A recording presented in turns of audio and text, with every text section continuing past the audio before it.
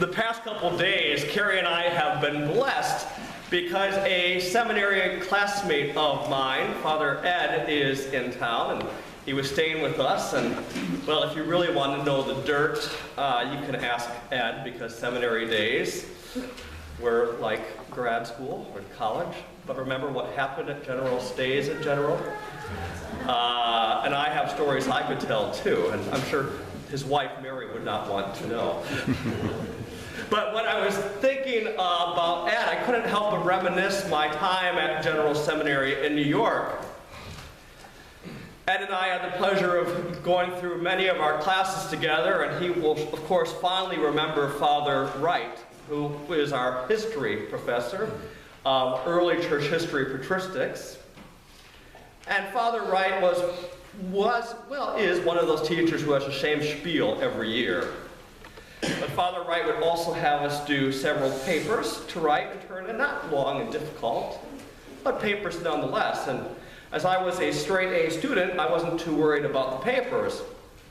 Until one day I turned in a paper, and then when the paper came back, and I got a B+ on the paper. Now, if you are a straight A student or have been know somebody who's a straight A student, you'll know that for a straight A student to get a B+ was like receiving an F. I was so angry at Father Wright for giving me a B+, I deserved an A, that I left the classroom, I went to my apartment, took that paper and tossed it down, got on my running clothes. I wanted to work off some energy. Went outside to start to go running, was walking down the street, and I stopped because something had caught my eye. On 21st Street between 9th and 10th Avenue, there's the side entrance, and that's where all the trash would go. And outside were a husband and wife, presumably, who of Asian descent, who were staring at a child's mattress. And they kept looking at it and looking at each other, and I knew what they wanted. And I went over to them and I asked them, if you want the mattress, you can take it. In our tough communication, they went, and I went, yes, it's yours. They had a new baby with no place for the baby to lay down. And I always carried a little bit of cash in my running shorts, and I reached in and had the only bit I had, $20, and gave it to them, and I just said, for baby. And they walked away, and all of a sudden, everything was put in perspective for me. That I was so caught up in my own world, where everything had to be perfect, that I was blinded to what literally was outside our doors.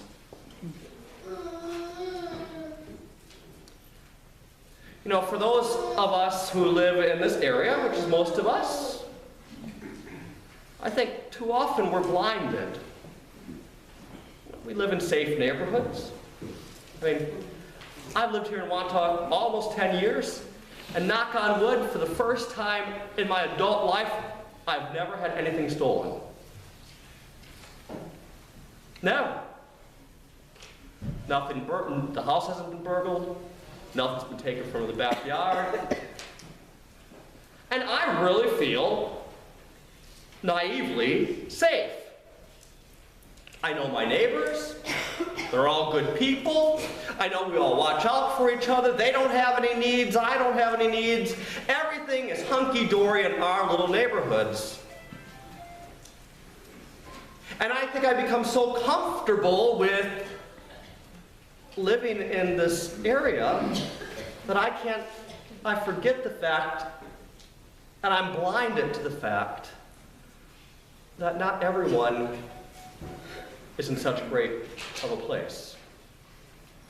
This past Monday, I was getting ready to come over to church. I finished my tea, finished my morning prayer. I was just getting ready to go into the shower, and I saw this man come up to the door. And at first I thought it was the mailman, because nobody comes to our front door unless we invite them. Because the rectory is on a different street, although it's right behind the church. So nobody knows it's the rectory. And I went and I opened the door, and there was this man standing there shaking a bit. His eyes were completely glassy. And I came out and I said, "May I help you?" And he said, "Pastor." And then I knew it was somebody needing some help. So, "Pastor, I'm in a rough spot, and I need to ask you something." Now, having served inner city Cleveland, I knew what was coming. And I said, "Well, what's your name?" "Richard." "I'm Father Christopher." "Well, you know, I need just a little something to tide me over, and I'll pay you back." Now, I don't give out cash. So I said to him, "I don't have any money to give you." I said, "But if you want food, I can get you some food. You know, if you need gas for your car, we'll give you some gas." And he says, No, I need money." I said, "Well, you know, I don't have any money. Have you tried St. Francis?" He said, "Oh, the big church up the road?" And I knew what the answer would be. He said, "Yeah, I was there." "And?" "No, they don't give cash." And I said, "Well, you know, if it's food I can help you with, if it's gas I can help you with, but I really can't help." And the man walked away. Now, I've been around the block a few times to know he needed a fix. He was on drugs. And one of the fastest growing problems in our neighborhoods is drug use. Because of the overprescribing of pain medication, and now because people can't go to many doctors to get it because everything's recorded, their bodies, of no fault of their own, are so addicted to prescription drugs that the only way that they can get a fix is by going to heroin, which they can get for $5 a pop. $5. But that's the little stuff, and until they get more addicted, then they have to start using intravenous. Every single EMT in our neighborhoods have to carry the drug to revive people that appear dead from an overdose. I say this to you not necessarily to talk about drugs, but the fact is we really are blinded to the needs of our community. Because we think that everything is hunky-dory, that we live in a perfect neighborhood. All the other problems would be in somebody else's neighborhood. You know, go Freeport, go to Hempstead, go into Suffolk County, but not in our neighborhoods.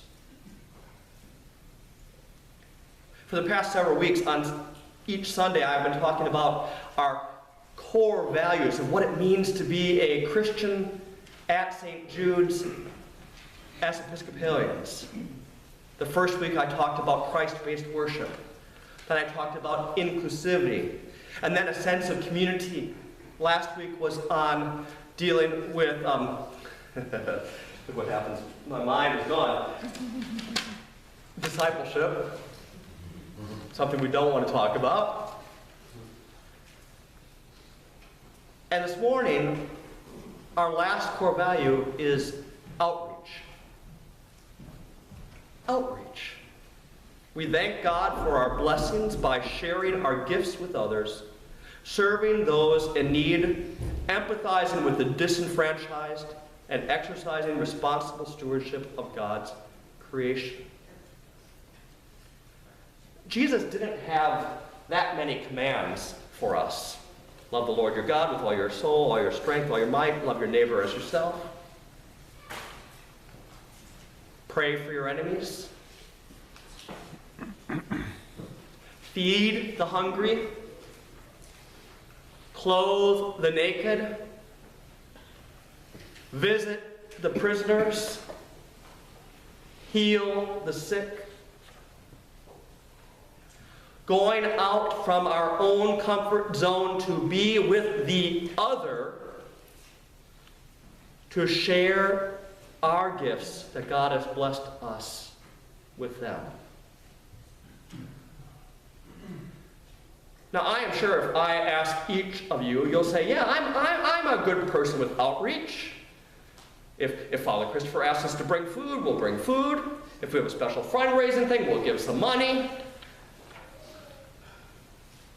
But do you really know what is going on outside of your doors? Do you see the homeless man at the train station? Do you know that your next door neighbor is high on heroin? Do you know that Mrs. Smith down the road is living alone, 85 years old, and can't take care of herself?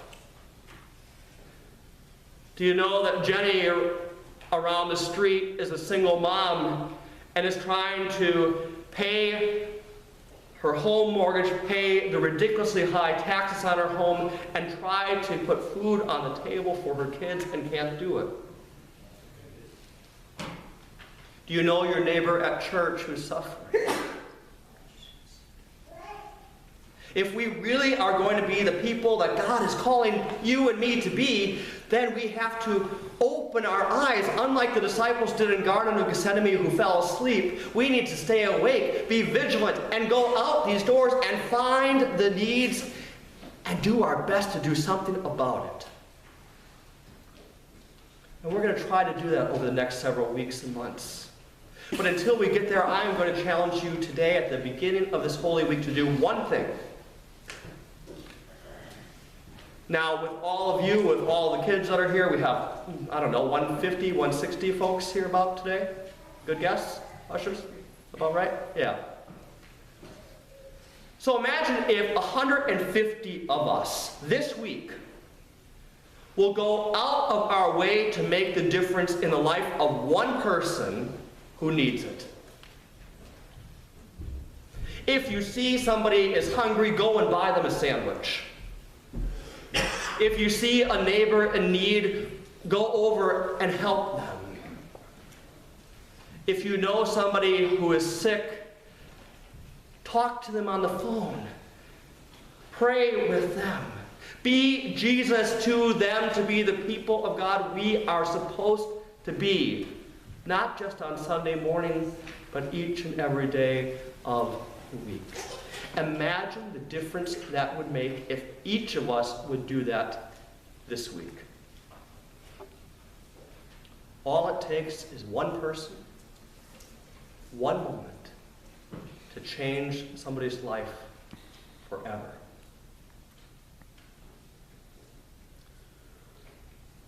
You know, sometimes God uses situations like a B+ to wake us up. I pray that God today will hit you over the head with the palm to wake you up, wake me up, that we can really know what we're supposed to do and to make a difference.